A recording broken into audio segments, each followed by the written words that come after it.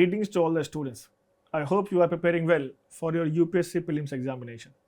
I welcome you all on the YouTube channel of nextias, and you are watching Daily News Analysis, an initiative of the nextias where we discuss important articles published in the newspapers, The Hindu and the Indian Express.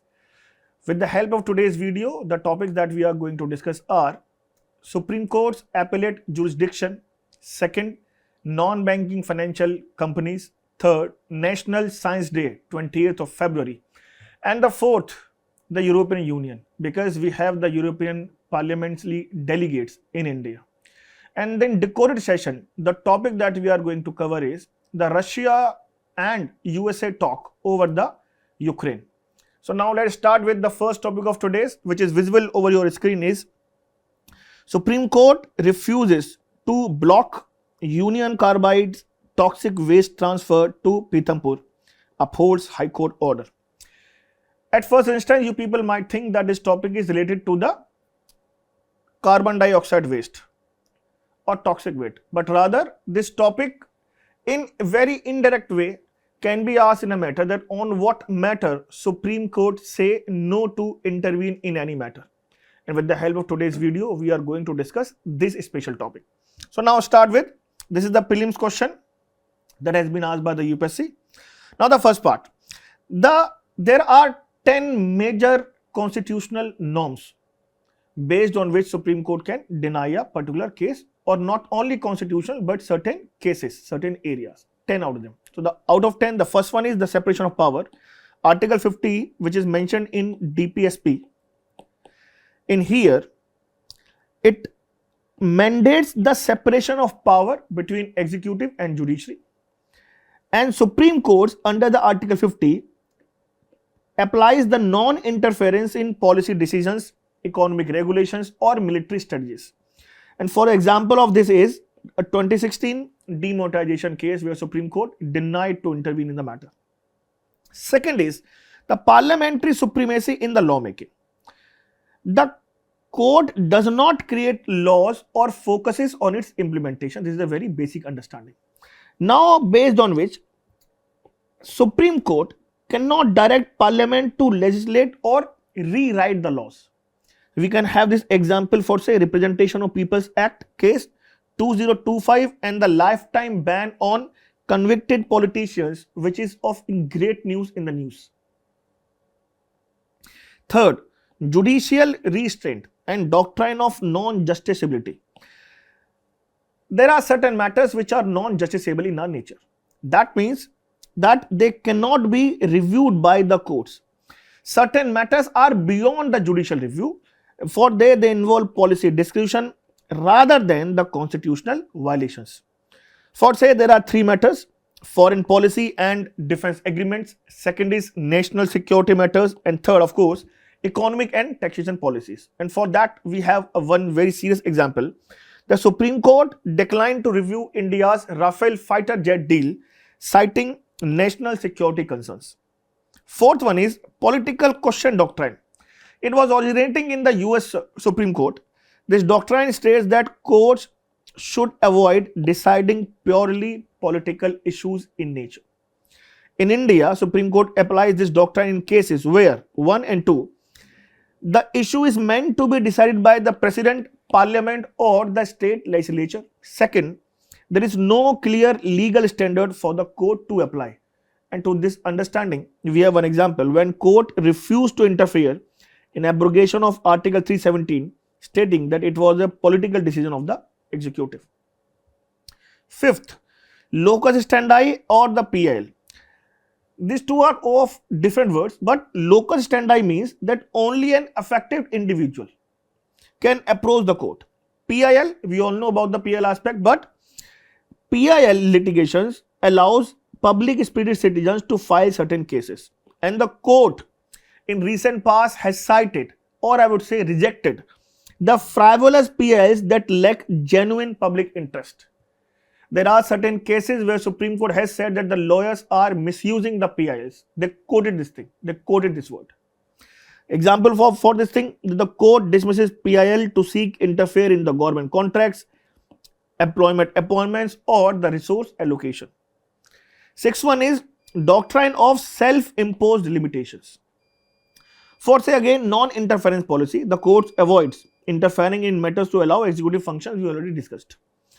Examples: refuse to entertain petition seeking judicial monitoring of COVID-19 vaccine drive. But before that as well, for say the court does not review purely academic or hypothetical questions. RB advisory jurisdictions, it does not issue advisory opinions unless and until requested by the President of India in Article 143. Seventh one, alternative remedies must be exhausted. For say, Supreme Court may refuse to intervene in any case, citing that alternative remedies are available. That means the high courts are there, the lower courts are there, the tribunals are there. Second, the petitioner has not first approached a lower court. Example, in matters of tax dispute, the court asks petitioners to go through tribunals or the high court or the lower judiciary first. Eighth one, Article 141, no review of decided case. That means Supreme Court decisions or Supreme Court say once the case is finally decided, it cannot be re-litigated on the same ground. And the Supreme Court decisions are binding under Article 141. This is of great importance with respect to your prelims examination, right? This binding nature associated with the Article 141. Third, for say this example, Supreme Court refused to re-example the Sabrimala temple entry issue when it says that it was already settled by the courts. Ninth, the doctrine of no fundamental rights is absolute. That means Supreme Court may refuse to intervene if the petitioner misuses fundamental rights. For say, freedom of speech Article 19(1)(a) is subject to reasonable restrictions like national security and public disorder.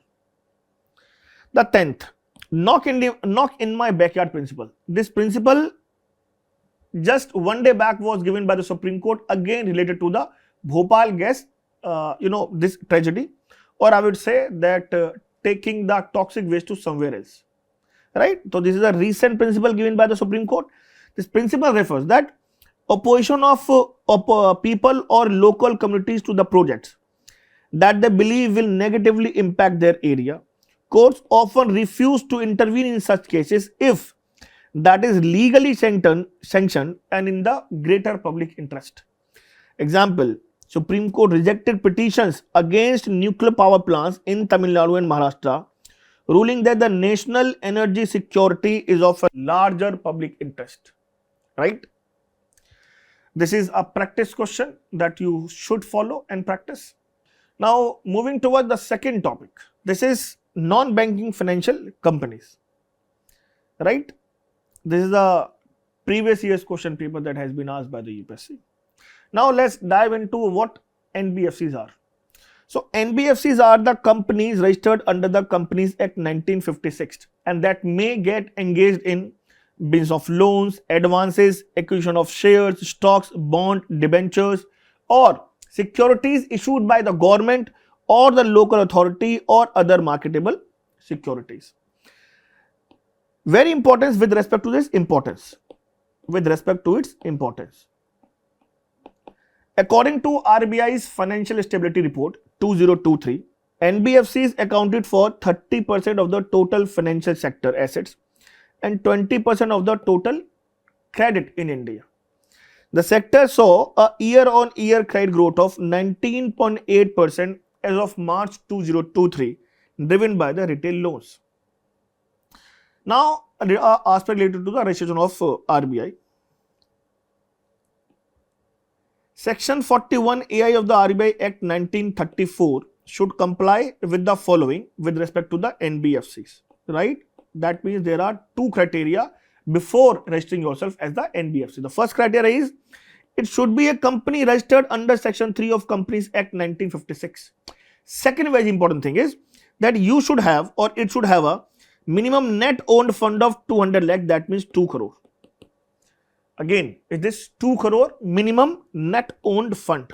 These words are being used by UPSC in prelims examination in the statement 5. So, prepare cautiously.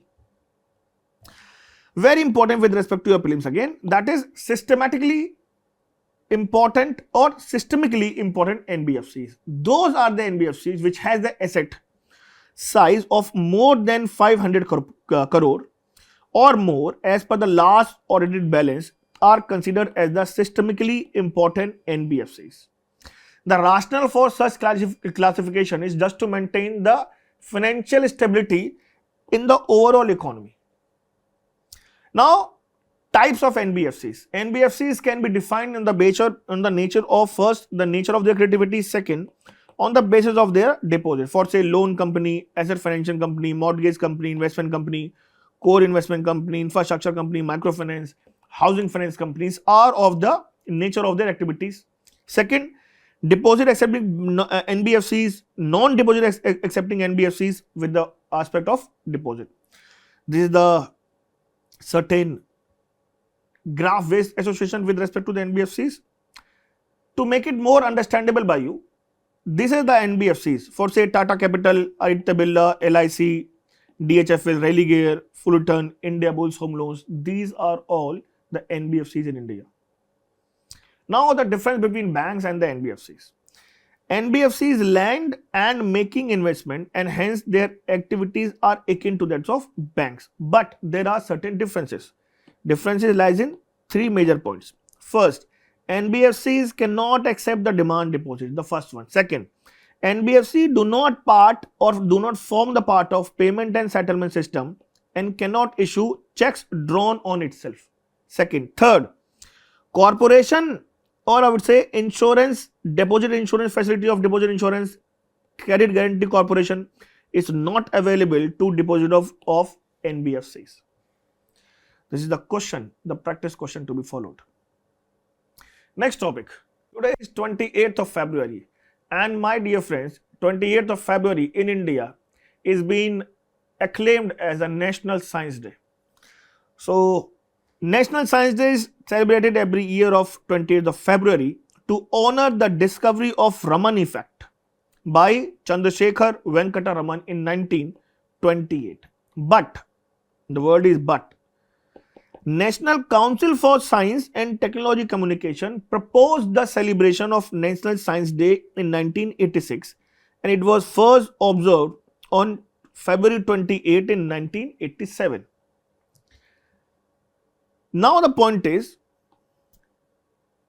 if it is based on the C.V. Raman, then it should have been celebrated on the 7th of November, the birth anniversary of C.V. Raman.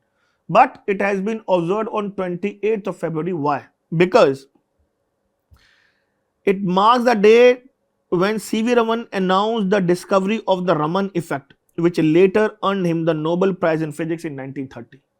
Right? The theme of National Science Day 2025, this is empowering Indian youth for global leadership in science and innovation for Viksit Bharat. Nowadays, UPSC has started asking the themes of the national days. That is why we are covering this thing. Now the objective of the National Science Day. First, promoting scientific temper. That means encouraging interest in the scientific temper among the youth. Second, honoring Indian scientists, recognizing their efforts or contribution to global science. Third, encouraging innovation, motivating exploration for the research opportunities among the young or the youth. Fourth, increasing awareness, educating about science role in life. And the fifth one is developing scientific infrastructure, that means strengthening or to strengthen R&D culture in India. These are the ancient global contributions of the global science for say idea of zero, the decimal system, numeral notations, binary numbers and the others which are visible over the screen. And why we are quoting this thing? Because mostly in UPSC prelims or not only in prelims but in UPSC personality test, they might ask these kind of questions to you.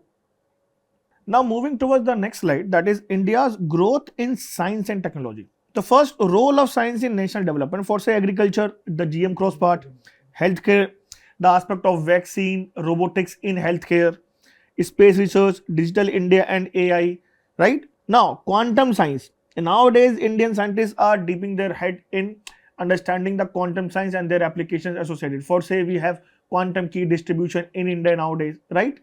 Next, women leadership. Whenever we talk about the women leadership, the first thing that comes to our mind is WISE program. The WISE is Women in Science and Engineering. The second part is Vigyan Jyoti program. Vigyan Jyoti program. In Vigyan Jyoti program, the female students are encouraged to understand and to take science as a stream. The third, which is of very importance, is Curie. Curie is consolidation of university research for innovation and excellence. Innovation and excellence. Under this program, 22 schools has been selected to establish the state-of-the-art facilities with respect to science and technology in schools and the colleges, right? Just to promote, I would say, the scientific understanding and the encouraging women or females to take more and more participation in science, right? Then afterwards we have this certain government initiative for, say, Inspire program. Inspire program is to basically funding the startups or encouraging the startups to initiate in the scientific development part. Attallate Innovation Mission, National Supercomputing Mission. This is very important. This is National Science, Technology and Entrepreneurship Development Board.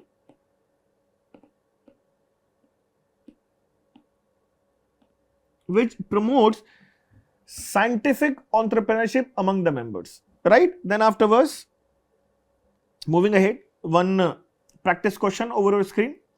Now let's towards the last topic of explained section in today's video, which is of India's trusted friend looking to elevate strategic ties. We know that European delegates has been in India. That means the India-EU relationship is of immense importance nowadays. And UPSC in its previous year's questions has asked question based on European Union, which is over your screen.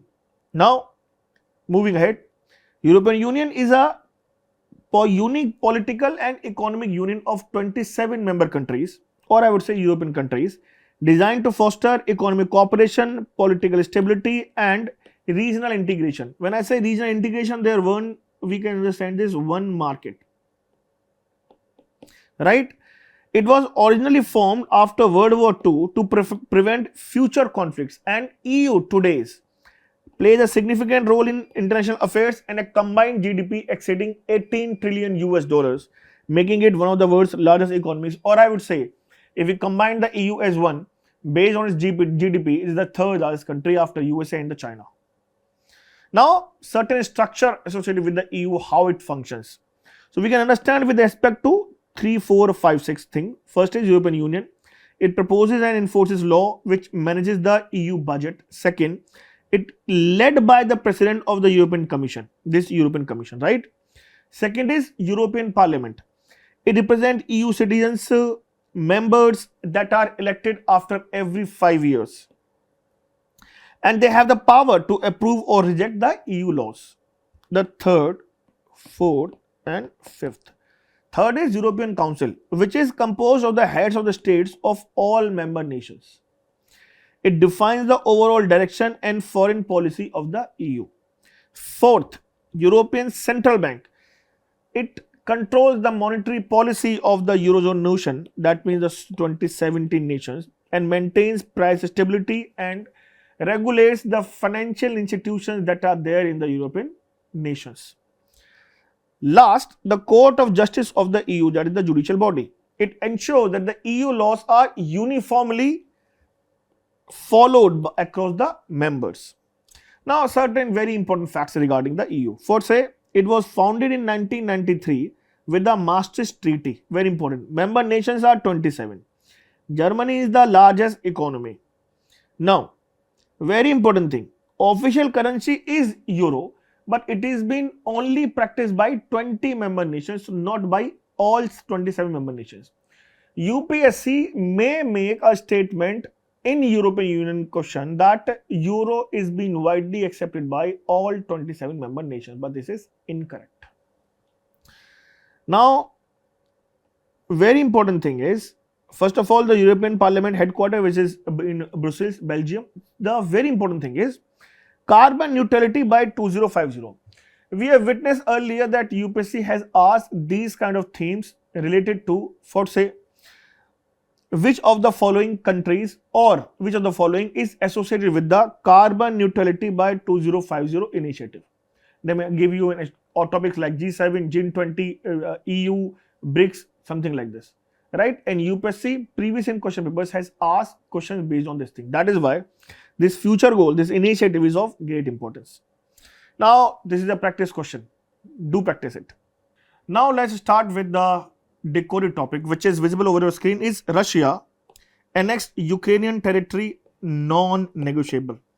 Recently, we have witnessed that there has been a slight of negotiations going on between USA and Russia over the Ukraine-Russia war issue, and that is why this topic is of great importance. Now, why this topic is of great importance? Because previous year question papers based on the very similar topics has been asked by the UPSC. Now, certain things about the Crimea. Crimea is a peninsula located on the northern coast of the Black Sea. You can say that Crimea, the northern coast of the Black Sea, right, has long been a region of geopolitical significance. It has been a site of major strategic military importance, territorial disputes, and majorly between Russia and the Ukraine. Geographical significance. Crimea is a peninsula in Eastern Europe connected to mainland Ukraine by a narrow Perekop Isthmus and separated from Russia by a Kerch Strait. This topic is on prelims understanding as well, because UPSC has been asking certain questions based on the places in news which are of great importance, and they make these topics all from the topic which are in news in the past 1 year. Borders, it is surrounded by the Black Sea to the west and south by the Sea of Azov to the northeast. Major cities, for say, Sevastopol is important because this is home to Russia's Black Sea fleet. Climate is a mix of temperate and Mediterranean climates, making an important agricultural and tourism hub. Now, a little bit of understanding, the historical understanding. What exactly led to the situation that we are having today? Now, during 1921-1954, Crimea was the part of Soviet Union and became the Crimean Autonomous Soviet Socialist Republic within the Russian Soviet Federative Socialist Republic. But in 1954, the Soviet leader Nikita Khrushchev transferred the Crimea from the RSFSR to the Ukrainian SSR as a symbolic gesture. But after the dissolution of Soviet Union, Crimea became part of independent Ukrainian, but it retained its autonomous status. But now, onwards 2014, in February 2024, following the Ukrainian Euromaidan revolution, Russia took control of the Crimea. How? There was a controversial referendum was held in the March 2014, with the majority of the voters allegedly supported joining Russia. Based on this thing, Russia officially annexed Crimea, a move condemned by the European nations and the United Nations. United Nations General Assembly even passed a resolution declaring the referendum illegal and Crimea a Ukrainian territory. Now, on the other hand, what Russia says that in 2020 के अंदर during the COVID time, there was a small island, New Macedonia, where the France took the referendum and integrated it to the part of France. On that particular part, there was no hue and cry. But whenever I am thinking towards this Crimea issue, there has been so much hue and cry taking place. That is why Russia says that this is definitely not in the uniformity of the international laws. Now, post-Soviet area and the Crimean conflict. For say we know, Russia-Ukraine conflict intensified in early 2025 when the Moscow refusing to negotiate the status of 5 Ukrainian regions for Donetsk, Crimea, Luhansk, Zaporozhye and the Kherson which are now the inseparable part of the Russian Federation. Russia's position on the annexed territories. First, they say that now these 5 annexed regions are the permanently part of Russia, rejecting any future territorial negotiations with any country. First thing. Second thing, Russia has annexed regions as inscribed by the Russian constitution and making them non-negotiable. The first stand they took. Second, Russia fully controls Crimea but partially controls the other 4. Now the Moscow has rejected the Western pressure to consider its territorial claims. Russia's Duma, the parliament of the Russia, has passed new laws integrating these regions into Russian administrative and economic structures, making it effectively tightening its grip over the occupied territories and making it difficult for other countries to negotiate with the Russia over all those coming 4 regions.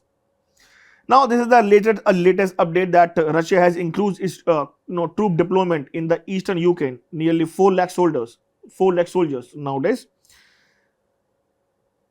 Now, a little bit aspect related to the ongoing military conflict between Russia and the Ukraine. The first is Ukraine offensive in Kursk and Belgorod regions, where the Ukrainian forces advances into Russian territory to disrupt the supply chains. That means they gain the strength compared to Russia. But Russia in 2025, based on the support they took from the North Korea with respect to artilleries and Iran's drones, and with the might of its air power, has again controlled certain areas. Right? Third, the casualties and the humanitarian crisis. The major thing is there has been say that around 5 lakh soldiers of both sides of Russia and Ukraine either succumbed to injuries or they have been passed away. More from this thing, around 1.2 million people has been displaced from their houses, and now Europe, Germany and Poland has become the shelter for those refugees. Recent Russia and US diplomatic talks in Istanbul. How? The point is, what has been the major part related to the discussion recently between 2 nations. The first, Russia has acknowledged that the prolonged war is costly, but it refuses to discuss territorial concessions with any of the country. Right? Trump's position, that means the USA position on the conflict. Earlier, the Biden government was in support of the Ukraine, but Trump during his campaign has said that Ukraine must not think towards becoming the part of the NATO, and the war should be stopped with the view that you should give legitimate claim to the Russia over the secured areas or the captured areas. This has been his campaigning controversies, or I would say the campaigning positions. Now, this has been there that Ukraine should forget about NATO to de-escalate the tensions. Now, the third aspect of potential cooperation between US and the Russia. During this meeting, there has been a say that Russia has asked USA to cooperate over the Arctic Council issues.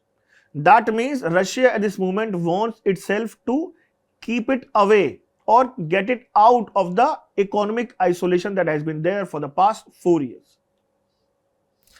Now, the factors that is influencing the shift in the US stance towards the Russia-Ukraine war. The first is change in the leadership and the policy parties we just discussed regarding the Donald Trump aspect.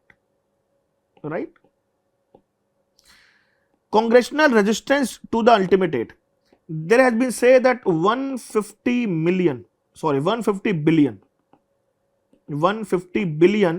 military aid has been given to the Ukraine. First thing. Second thing, recently you people must have witnessed that there was an uproar based on the Pentagon report which says that the money which was given to the Ukraine as a support was not effectively utilized by the Zelensky. Right? So, from their perspective, there has been a congressional resistance to the unlimited aid given to the Ukraine. Second, military and strategic consideration. Stalemate on the battlefield. Recently, a Pentagon report again of 2025 quoted that, again right, the Pentagon report. The Pentagon report says that the military stalemate has been achieved by the Russia now, and if USA continue giving the money to the Ukraine, the result of the war is not going to change. That is why this stalemate on the battlefield. Second, depleting Western military stockpiles. Again, a report says that even with respect to USA or EU nations, or not EU, but I say the NATO nations, right, their stockpiles are depleting, and especially with the view that now they are saying that this Ukraine-Russia is diversifying their view from the other ongoing major issues at the international order. For say, China and Taiwan issue or China in Indo-Pacific issue, first thing. Second, recently Hamas and Israel war. Third, economic constraints and the public opinion, rising cost of US military aid to Ukraine, the point that we have just discussed, right? Second, the shift in the public sentiment, right? USA public say that inflation is going on in the Europe, not in Europe, but inflation going on in USA. High economic burden is there. Trade deficit is being practiced by the other nation against the USA. That is why we are witnessing that the concessional tariffs or the tariffs issue or the reciprocal tariff, if I use the word is reciprocal tariff. The reciprocal tariff has been practiced by Donald Trump against the countries. So these things make us understand that there are the domestic demands, the domestic politics of the USA is not as subtle as it seems or not stable. That is why there is a growing demand among the people of the USA to halt the foreign military aid given to Ukraine. Diplomatic and geopolitical recalibration. For say, US pushing for a negotiated settlement, the point reasons had been settled. European allies taking greater responsibility. So now the countries like Germany, Poland, France, Spain are moving forward with respect to giving foreign aid, and Poland has been the country which is giving the major the artillery's supply to the Ukraine to continue the war. But it depends how long it will sustain. This is the major question now.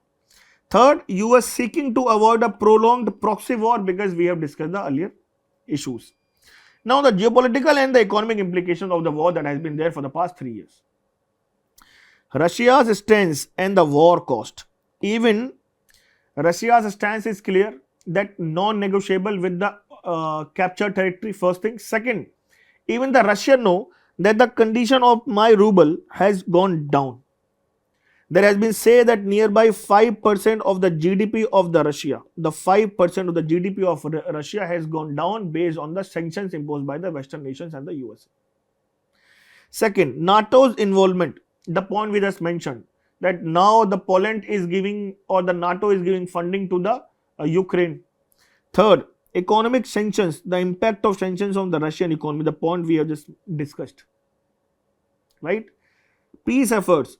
We have witnessed that the UN tried to pass a resolution, nothing happened.